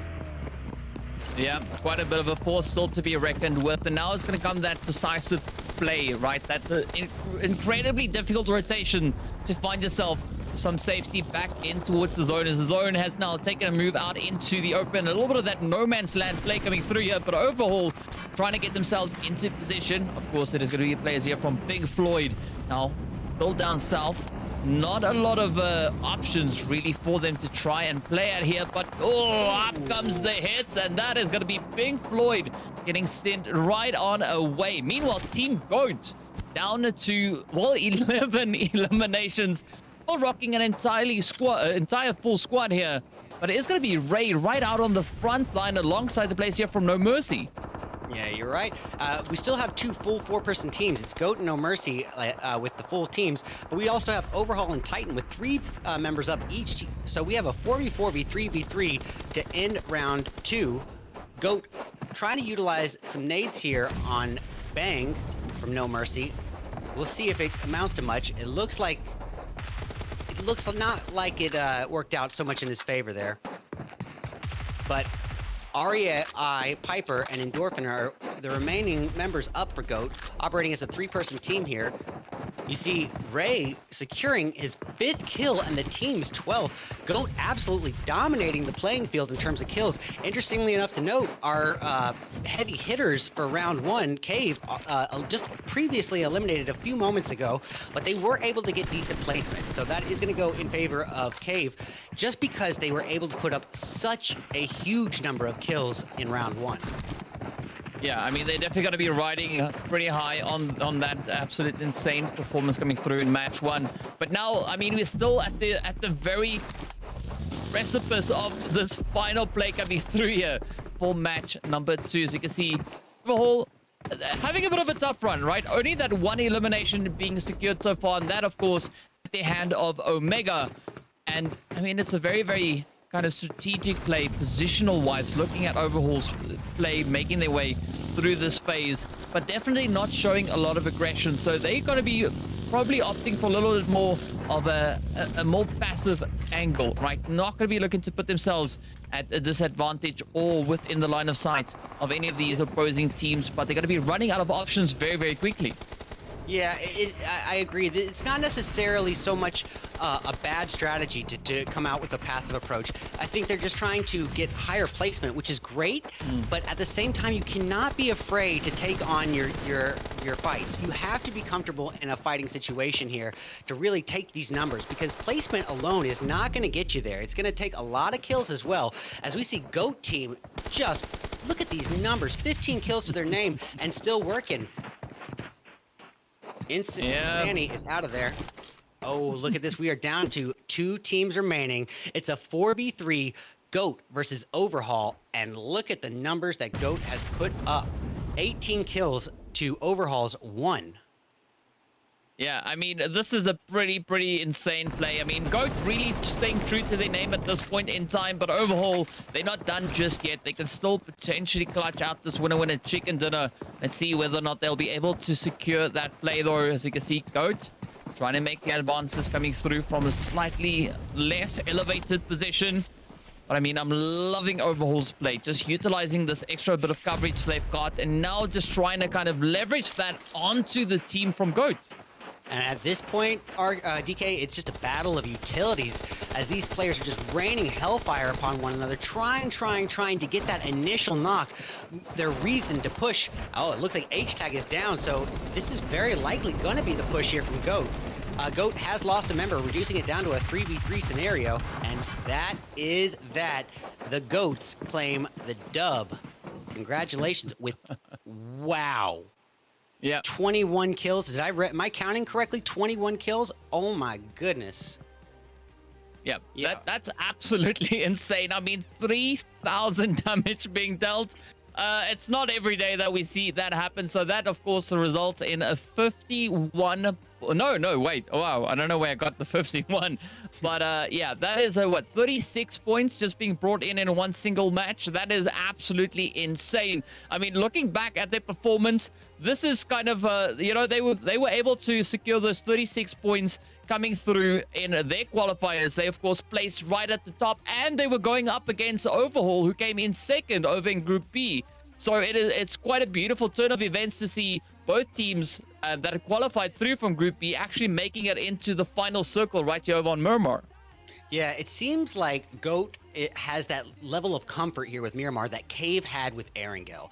They know exactly, it seemed like their strategy was implemented. They knew exactly where to rotate, when to rotate, which is extremely important part of the mix, but also when to take on the fights, when their opponents were putting themselves in the vulnerable situations because on an open map like Miramar, when you are out there without that cover, you are just easily picked off. And I think that's where GOAT just came in and annihilated the playing field. I mean, if you're Cave, after that performance in round one, you came in super confident, and that confidence might have turned in a little bit to cockiness as they moved into round two, and they suffered the consequences of it, being eliminated in 18th place. But then they see on top of that, their high killing performance has just been overshadowed by GOAT. This is going to be interesting moving forward to see how teams like Cave are going to respond in this final decision, this final map to determine if they're going to advance. GOAT putting up such a phenomenal performance that I'm not even sure I can't remember quite how they placed in round one, but even if it wasn't in the top half bracket, a performance like this many kills, it's going to put them as a serious contender for advancement. I agree with what you said there, and I mean, there's still one more match to go to see who's going to be playing out that final winner chicken dinner, and whether or not we're going to be seeing some repeat offenders come through, right? Could we have one of our teams that performed exceptionally well over on Erangel or Miramar looking to replicate that efforts moving in towards the jungle? But of course, we also need to take a little bit of a look and see who our MVP is going to be, at least for this match, and I'm expecting, yes, no surprise, Piper coming in from GOAT. Yeah, GOAT absolutely earned it. And if it wasn't going to be, Piper, it was going to be Endorphin or REI. REI put up 7 kills as well. I mean, it was just a phenomenal performance on the entire team's end. So as we move forward to the MVT, I'm very much expecting that to be GOAT as well. Yeah, no surprise to see that. And I mean, in comparison to the kind of performance we had coming through in match one, GOAT definitely kind of breaking the mold, at least with regards to what we saw coming through on towards Miramar. I don't even think last week we saw any of the teams performing to that extent. But of course, moving into a little bit of that team comparison, we can see the situation looking pretty consistent if we look at ratio-wise, right? 21 eliminations to 3,000 damage looks the same as seven eliminations with 1,000 damage, right? It's just obviously 3 times more. Yeah, they both kept up kind of the same damage per kill ratio, but GOAT literally tripling Insani's numbers there. That is just, as I said, you don't see 20 plus kills in events like these very often. I mean, that is rare as all get out. And to break the 3,000 point barrier, just insane performance on the side of GOAT. But I am curious, can they keep that momentum going forward to our third map, Sanhok? Yeah, they show that they know how to handle things in a wide open space, but that's not what we're going to be working with as we move forward to that condensed jungle of Sanhok. It's going to be a lot more lush and a lot more condensed, and that means that, might not be out in the open quite as much, might not be able to pick off your opponents quite as much, and it might not be able to spot your opponents quite as easily. Yeah, and it's also going to open up a lot more of that brutal punishment to come on through, right? That is what we also know to be true on Sanhok, is any of those small mistakes that teams could be making positional-wise, or maybe getting into engagements a little bit prematurely, they can get severely punished for that. So it's going to take a lot more of a calculated play and a lot more focus for the teams to be successful moving over into Sanhok. Yeah, strategy has never been more implemented than it is on Sanhok, because it's a matter of not just, biding your time, but you can be absolutely hidden in cover almost anywhere on Sanhok. There's so much natural cover to take, so it's going to absolutely change up the strategy. But anyways. Yeah, I mean, it's going to be exciting to see what the teams will bring on through. But yeah, I mean, we've got even more coming up as well. Yeah, and we'll be moving forward. Guys, you saw how our players handled themselves in the wide open desert of Miramar, but as we move forward to the lush condensed jungle of Sanhok, it's a whole different ball game. So guys, please do stick around. We're going to be back in a few short minutes with the third and final round of the day for the PUBG Mobile Independence Tournament.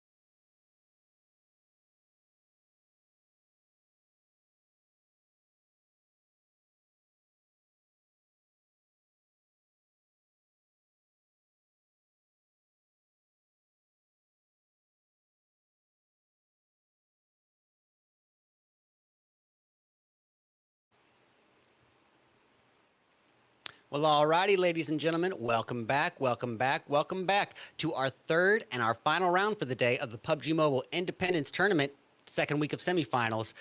We are going to be ending the night with, you guessed it, a Sanhok match. As DK and I have been explaining, this is an entirely different ball game than our last match in Miramar. But before we anything, let's go over the leaderboards for matches 1 and 2. You want to take it, DK, or you want me to? Well, I mean, it's pretty impressive to look at, I'm not gonna lie, right? As you can see, Goat and Cave just being tied there on the same amount of placement point, the same amount of eliminations coming through. I mean, I don't think I've ever really seen this happen all too often. Yeah. And both these teams being tied there on 41 points respectively. But still a very hopeful play that could come through now for the players there from Insaney. Both as they now look to hold on to that third and fourth position. But as we know, only the top 5 teams progress through into the finals. You're absolutely right. And if you're Overhaul Esports, you got to be on the tip of your toes because Egotistical and Titan seem to be coming at you. But guys, let's waste no time. Let's get into the thick of it. So, as we said, this is Sanhok, which is basically, it's our smallest map. Technically, Livik and Karakin are smaller, but we're not going to mess with those in an event like this. So this is the smallest map that we got, meaning that the odds of 2 teams landing next to each other has just never been higher. But it's also the most condensed map that we have in the game. What do I mean when I say condensed? I mean most lush in vegetation. There's more natural cover to take, more grass to hide inside, and trees and boulders to hide behind. So you need to be alert for a higher than average number of snakes than usual. And look, no time to waste. Seren dropping into the thick of the action, getting early real estate positioning at boot camp, but they are not alone. They are dropping alongside none other than Dope Esports. Oh, this is going to be a pretty crazy play. I mean, not only do we have Seren and the players here from Dope position, it is also going to be the players there from the Breaking team sharing the opposition here. In fact, we got 4 teams held up into bootcamp. I mean, this reminds me of the good old days of PUBG right in the beginning when everybody and their friends were dropping down in bootcamp for some crazy action. But it's good to see that now coming through once again. And this is going to be quite an important engagement, as this could be the deciding factor for many of these teams as to who makes it through into the finals and who doesn't. Yeah, and it's not just about getting good kills. It's also about just not dying in a situation like this. And if you're, you know, Cave or Goat, you've just got to be on your toes here. You want that #1 spot. Granted, the top 5 will advance, so maybe that's not their #1 goal here, but I think you want to send a message. I think you want to be the highest scoring team here. And as you said, it is so rare for 2 teams to be completely tied in every aspect of their statistics. Completely tied. So this is anyone's ball game between those 2 teams. But as I said, especially if you're someone like Overhaul, you know, and you have all these teams coming at your tail end, you've got to find a balance of not just kills, but decent placement as well. Otherwise, your odds of advancing, they just dwindle away. Yeah, Dope very Esports. slim odds. Yeah, Dope Esports already finding themselves at a bit of a disadvantage as they have lost Illusion, being brought down to a 3-person team of Casper, Juancho, and Flash, but they are still going at it, getting several knocks there on 4 exception, and it looks like Dope Esports is going to pull a side rotation, a little side flank here, sneaking up on 4 exception from the side. Oh, up goes the rush now, and it is going to be 4 exception, being no exception to the rule, as they, of course, get sprayed down when they get caught out in the open push. Now going to be the final hopeful for them to try and hold on to the position in bootcamp. But look at Dope. They're going to be rushing straight on forward, applying it as thick as they can manage.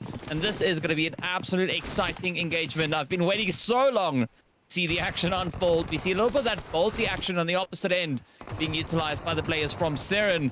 But, oh, look at the rush now getting sent in. It is no mercy. Oh, no, never mind. It is Farman and the rest of the players here from Breaking team getting caught out as the sprays come in. Fortunately, they live to make it through the absolute insanity being kind of handed to them. But, you know, this is bootcamp, and like kind of anything goes at this point. Yeah, boot camp is an all-out bloodbath warfare zone. And as you said, this kind of gave me a nostalgic feel of like end of season 10, you know, when everyone and their brother and sister was done ranking, and it's just 15 teams drop in on boot camp, and it's just so exciting to see that kind of close quarter action in effect again. But you know what? Let's give credit to where credit is due. Goat had a decision to make. They were tied for #1 position here. They had a decision to make in terms of how do we play this last match. We've got the numbers, we got the kills, we got the positioning in our favor here, so we don't really need to pop off too much in round 3 to advance on to the finals. But you know what GOAT does anyway? They go in and drop boot camp. They want that action. They want that confrontation. I just it's a nice little fresh breath of fresh air, I guess I should say, to see a team on the all-out aggression and even unnecessarily wanting more. Yeah, but I mean, I'm curious to see how Dope is going to perform in this one, right? As we know, coming into this match, they were sitting on a grand total of only 5 points to their name. And looking at what they've got to work with now, they've been reduced down to 3. It is going to be Illusion to now be, well, what, less in the team. But again, a very kind of caught up position. They are somewhat pinched between the other remaining teams held up in towards boot camp, and I mean, both they have a nice kind of a cushion to play off of here. Well, brother DK, another cool thing to note about GOAT, in terms of how risky they're playing it, they're spreading out again. Oh, Egotistical facing off in the mix. Is that No Mercy? Oh, it was Mr. Attitude there of Insanity, and that is going to be an immediate disadvantage to him.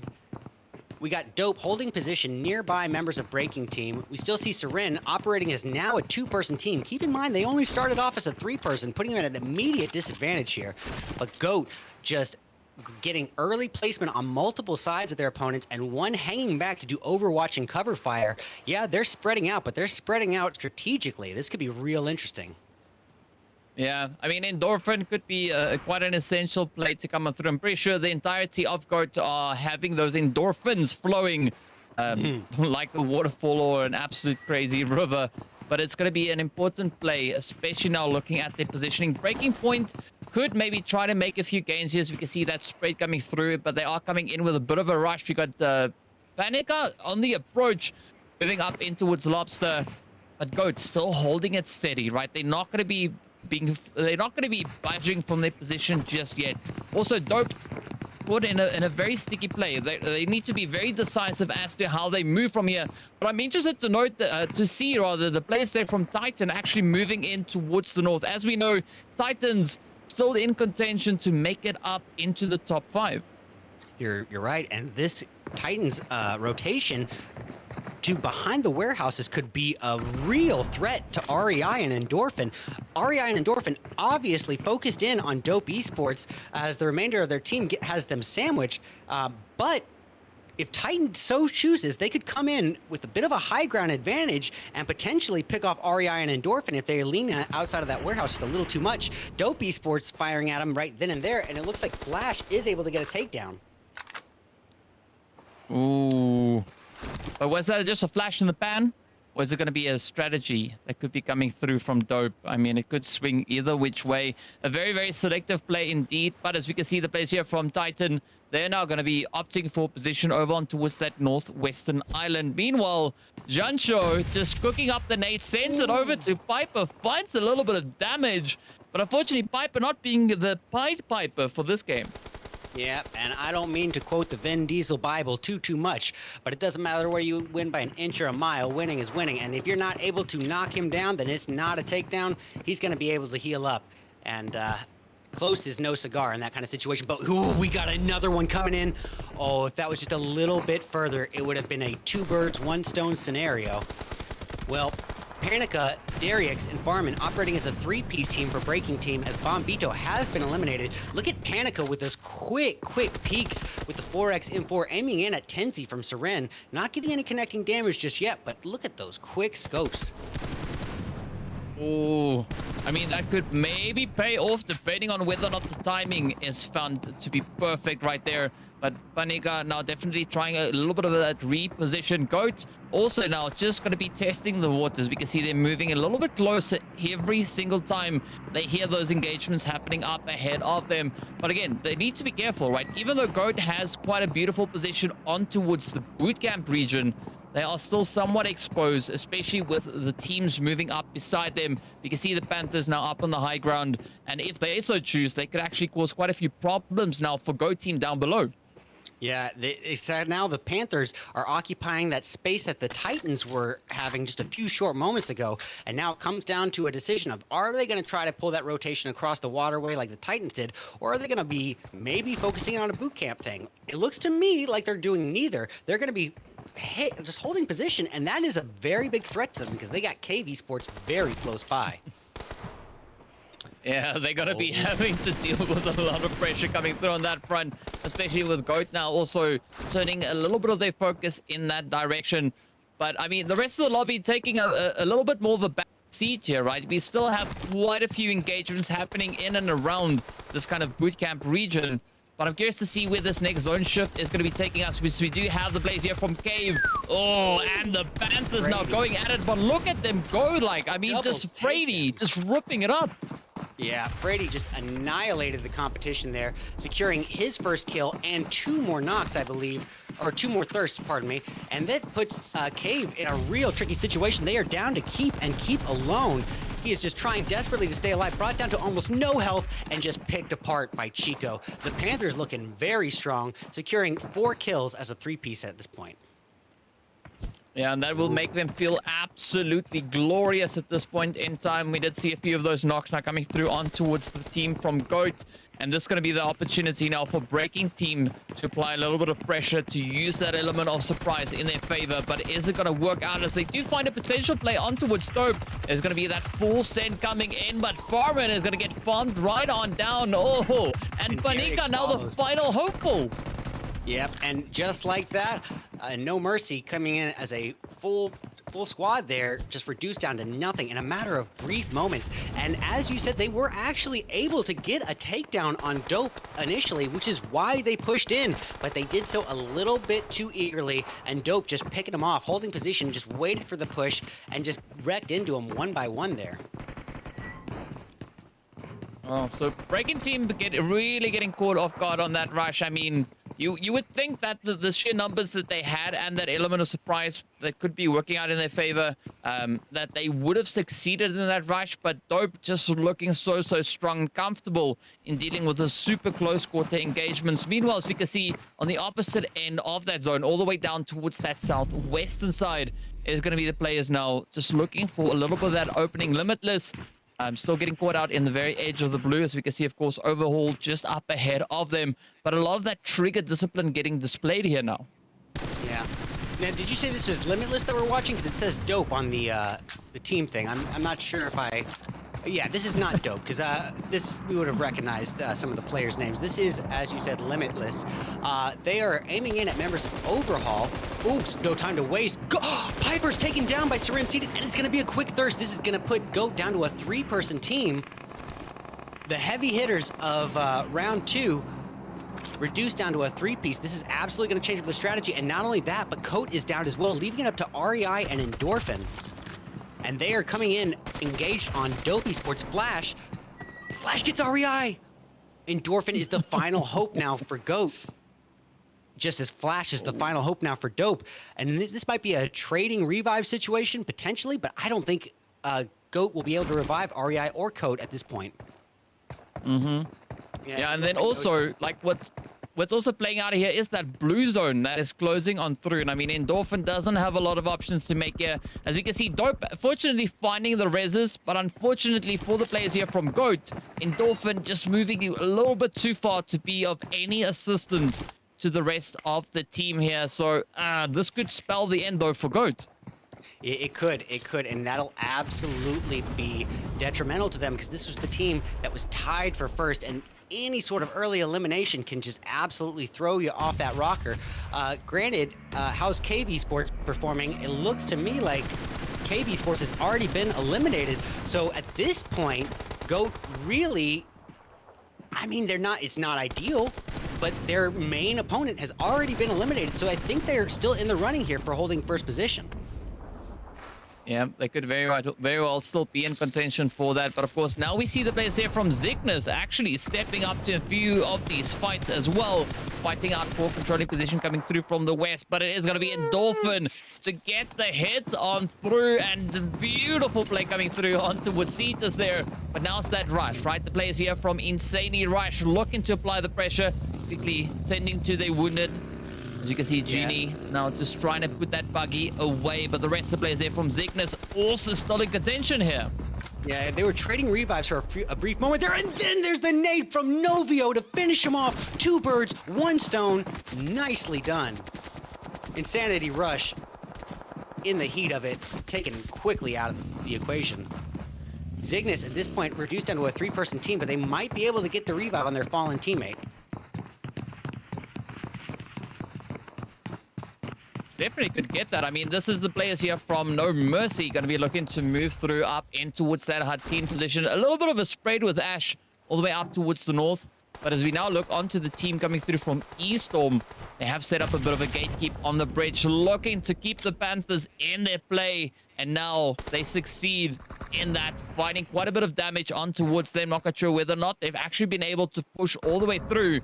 But here we go, No Mercy going to be looking to take aim on towards Titan. As we can see, Nameless just held up in a little bit of a shack, but a good spray coming through. As we can see, Alim also moving along at that more southern edge, trying to kind of spread themselves out. But here we go. Oh, it is the Panthers showing down against Eastorm. It's a UMP battle, I believe. Oh no, I take that back. It's a UMP M4 standoff here. And Tinks desperately trying to heal himself up in time. Can he heal up? It looks like he's able to do so. The 2-person team of Frady and Stevo biding their time. Stevo taking a huge load of damage there from the side. Still pushing in at very low health. He gets to a little position to cover it. Gonna try to heal off if possible, putting Frady in charge of Overwatch and cover fire. Where is Frady? Opposite end of the waterway. Oh my goodness. That's interesting. That's an interesting move. Well, speaking of which, guys, we got Dope Esports a huge ways outside of the zone. And it seems to me that Dope Esports is going to be going for that heal strat more than likely, which is where they just hang out in the dead zone with a ridiculous number of first aids and just try to heal up while the numbers dwindle down. It's not the most exciting thing to watch, but I've seen time and time again, and I'm sure you all have as well, just how effective it can be. Well, the Panthers now relying entirely on Frady. Stevo is taken down quickly. We got eyes on Cygnus. That's Taliban sticking a revive on his fallen teammate Dylan. Titan at this point, a 3-person team of Nameless, Coach, and Alim. I apologize if I can't read the name correctly, but their fallen teammate Freepoint is not eliminated yet. However, Nameless is taken down as well. Aim is down as well. Titan, at this point, reduced down to just Coach. It's going to be very slim pickings for them to try and show any potential players of dominance moving on through. But now, this is the play for Egotistical to try and make, right? They're only 5 points away coming into this match from 5th place, being tied up alongside Titan, and does seem like they have a slight bit of an advantage, at least with positional plays here, right? Titan already securing those 2 eliminations, but as we can see, it is quite a bit of damage now being dealt up in towards their direction. But Egotistical might still have this one in the bag as they have the numbers advantage over that of Titans. But now it's all going to come down to how this last zone plays out. Yeah, they do have the number advantage, but keep in mind, they also still have 0 kills on the board, and kills are going to play into effect here for sure. So yes, they've got their approach, their strategy to sort of play the field out and wait, the waiting game. But at the same time, is that going to be effective enough in a case like this? Is placement going to be enough? Or maybe the case is they might need 1 or 2 kills in the mix as well. And in which case, they're losing time in doing so. They're getting less and less opponents on the board here. So the time to get kills is coming up pretty soon, especially with members of Titan this close behind them. EBK is in a whole lot of trouble here as Coach aims in. Oh, that's money. Oh, it's not. EBK taken down to just above half health. No time to waste. Molly's raining in on him as well. He just barely dodges. Coach still pushing in. Utilizing that punch glitch to mute his footsteps as he does so. And look, they're just trading nades here.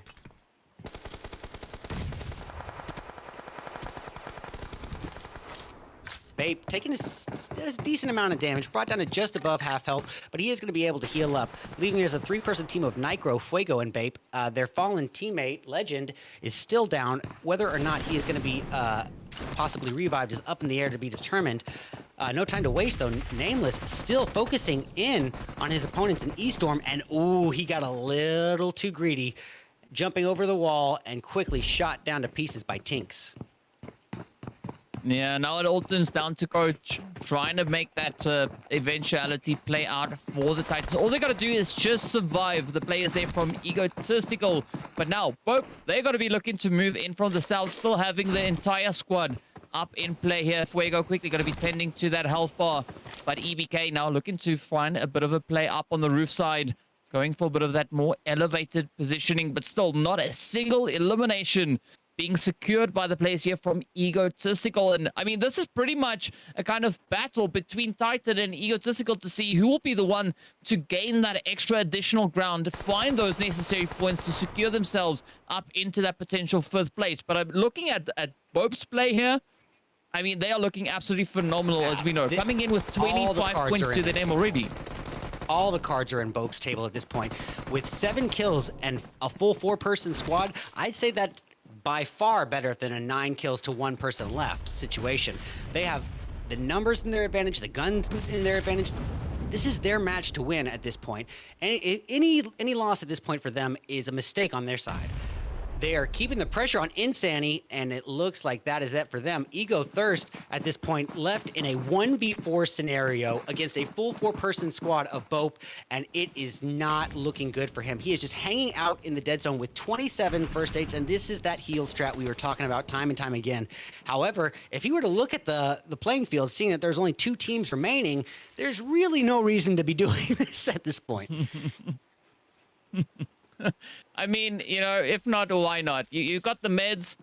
Still has 24 to go, so we could be here for a little while longer while we wait for Thirst to get thirsted by the blue. But a really successful performance coming through here from Bope, as we could see them securing this 8 eliminations, still having everybody alive. And this really feels quite substantial, especially now for team morale, right? They've come through, as you can see, Fuego just giving us a little bit of a performance there. I mean, a little bit of a celebratory dance, but I've seen this backfire as well. So, you know, it's not done just yet. I beg to differ. And I only say that because, yes, Thirst might be able to secure 1 knock, but then he's got to decide between aiming in at the other players or trying to run into zone. He does not have time to take them both the other 2 members out and get into zone. He might not even have time to take out 2 members and get into zone. So it's really, I think it's pretty much over. And yes, case in point, look at him dance. Guys, we have got to give it up. Bope Esports really shining through on their Sanhok match, taking 1st place with 8 kills and 1,078 damage. Beautiful performance. Yeah, that was really, really great to see that come from them. And I mean, that was the 2nd very successful match coming through from them, right? We saw a really good showing coming through over on towards Miramar. Now they were able to replicate a really successful run coming through on towards Sanhok. But at this point, I'm a little bit worried to see what the kind of eventuality will be for Egotistical, right? Because yes, they secured themselves that 2nd place, but I don't know whether or not the amount of placement points they're going to be finding from that will be enough to kind of get them ahead of what the Titans did that finished right behind them with 2 eliminations. Yeah, I'm in that same boat with you. Egotistical really riding that line at this point. You know, the placement is a huge portion of the game, guys, but it is only 50% of the battle. Kills are absolutely imperative. It doesn't always need to be a ton, but kills absolutely, as we've seen time and time again, are the deal maker or breaker. And in this case, Egotistical seemed a little bit too reserved. They were all concerned about getting to the end game, but not giving enough attention to how they got there. And in this case, putting up 0 kills, I think it's going to put them at a bit of a detriment against Titan. I mean, it's difficult to say. Sorry, go ahead. I said it's difficult to say which way exactly it is going to be going because, I mean, it's 12 points for 2nd and 10th place for 3rd, but there's 2 eliminations, so that also gets you up to 12. The next question is going to be, have they done enough to surpass Overhaul? Because Overhaul was the gatekeeper 5 points ahead of them. So basically, they tied, Ego and Titan tied in points here, and it's all about Overhaul. Overhaul didn't perform that exceptionally well. They were eliminated, I'd say, about halfway through the game. So this is up in the air to see who's going to advance. This is actually exciting to see who's going to take 5th place. Well, guys, let's go have a look-see at the MVP for round 3. Mr. Attitude, putting up 4 kills and 712 damage to himself there. Not bad at all. And I believe Mr. Attitude is of Team No Mercy. No Mercy secured 4th place. So it is a pretty impressive performance on his end. I am surprised to see, other teams also have put up 4 kills as well from individual players, but they weren't able to make the placement that No Mercy was.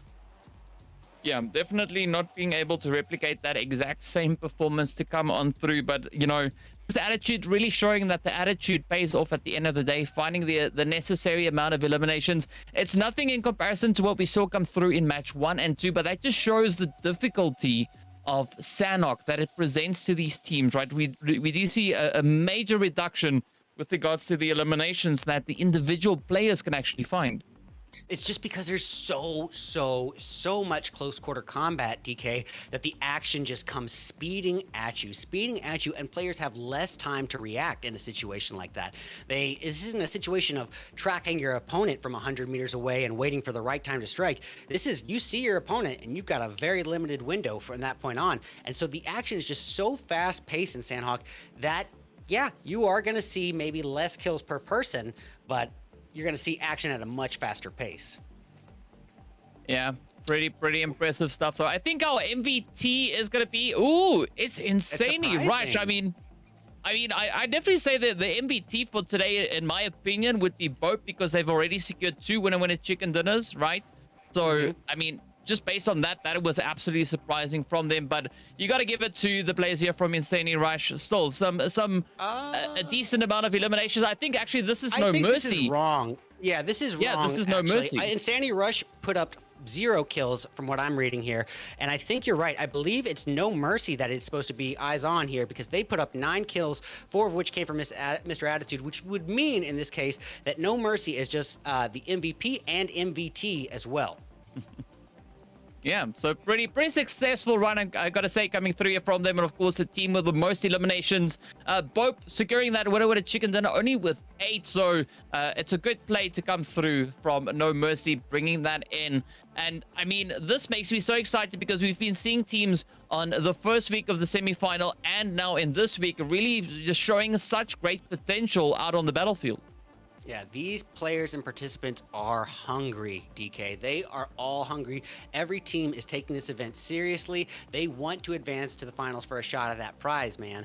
They want to compete at that level. So at this point, they are all playing very tactically, very strategically, and some teams going on the all-out aggressive, which is surprising to me. Just like when we saw GOAT put up numbers like that on an event where there was this much riding on the line, I was a bit caught off guard. You almost never see teams break past that 20-point barrier in an event of this magnitude. So we've seen a little bit of everything. Yeah. I mean, we saw the players from Cave just breaking the mold on the very first match over on Erangel. Then we saw the players there from GOAT going absolutely crazy. And then, of course, moving into this last match, Dope bringing in that consistency once again, locking in that second winner chicken dinner. So a really phenomenal performance coming through here from 3 teams that have really been standing out with regards to the amount of aggression and consistency that they've been able to show. But, I mean, for me, it's going to be a little bit of a race between the players coming through there from Egotistical and Titan to see which one of those will be able to secure their slot, because we know the players there from Overall, they went out in 10th place with only 2 eliminations. So there could be a little bit of a change coming through here. Yeah, I think we're almost guaranteed that Overhaul pretty much forfeited their chance at advancement here. With everything riding on match 3, it was all about not just getting the kills, which they were not able to accomplish, but getting the placement. And unfortunately for them, they weren't able to hold on to that as well. It's a case-by-case basis, it's a team-by-team basis, but in Overhaul's case, I really think the name of the game was trying to survive till endgame and getting your kills come the end of the match. Really capitalizing in the last quarter of the match would have been their best chance to really shine on this, because at the very least, even if they weren't able to secure kills, they would have had that placement point in their favor.